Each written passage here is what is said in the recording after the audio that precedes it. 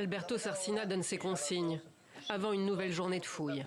Cet archéologue italien de 55 ans tente depuis 10 ans de reconstituer l'histoire de la première capitale hispanique sur le continent américain.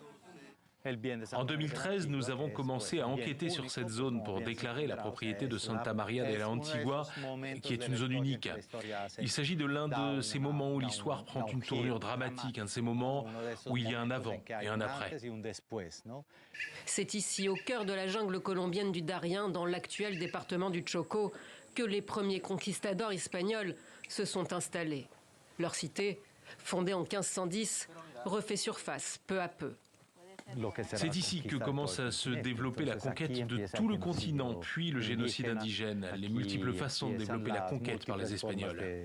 La plupart des participants aux fouilles qui travaillent sous sa supervision sont des femmes, indigènes et afro-colombiennes. Le travail est long et fastidieux, mais il leur permet de vivre et leur offre un peu de répit dans une région gangrénée par le narcotrafic.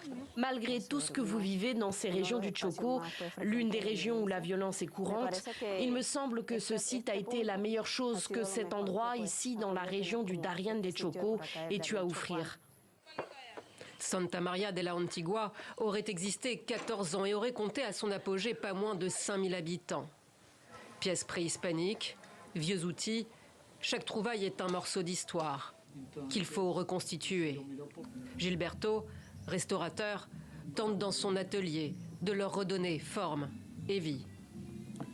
Peut-être que personne ne se souviendra de nous plus tard, mais l'important est que tout cela reste, que le site reste, que les communautés restent et que le parc archéologique reste pour les générations futures.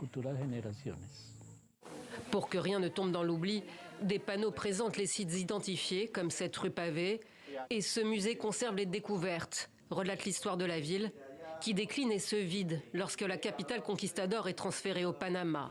En 1524, les habitants réduits en esclavage tuèrent leur maître et mirent le feu à la cité.